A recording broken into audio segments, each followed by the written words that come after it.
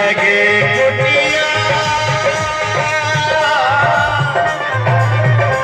लगे कुटिया भी दुल्हन सी लगे कुटिया भी दुल्हन सी मेरे सरकार आए हैं सजा दो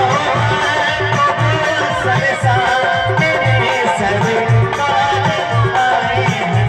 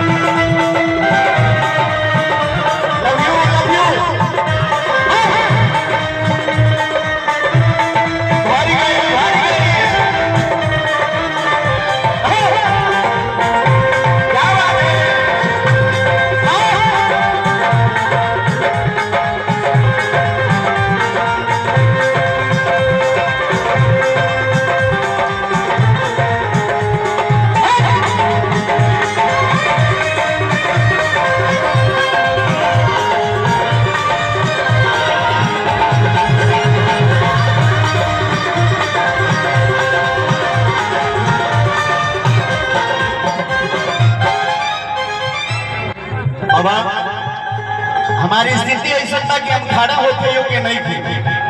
डॉक्टर साहब बोलने वाले कि 10 दिन बेड रेस्ट करे के बाद एक दिन जिम करत रही हमारे कमर में मोच आ गई। संतोष कुमार आनंद जी के यहाँ देवरिया से दवाई चलता बेल्टो लगल मगर ये बहन और ये बेटी खातिर अगर हमारे प्राण भी समर्पित करके होके ना तो हम प्राण भी समर्पित कर सकते हैं। शिल्पी में पहचान आई एगो ऐसा पहचान आई कि हमनी के पहचान देता रही या पर पहचान ना हमनी के पहचान बनावता सजा दो संसार सजा दो संसार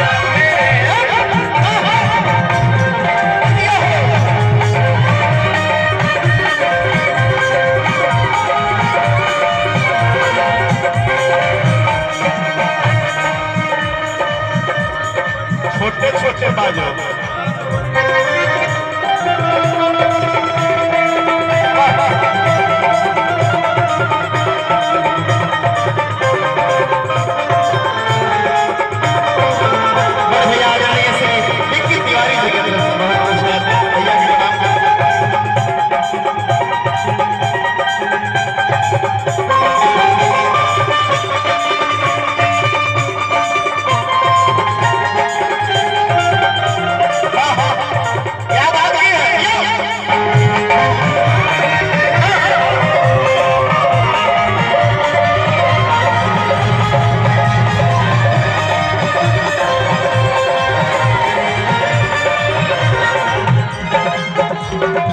आगे के लाइन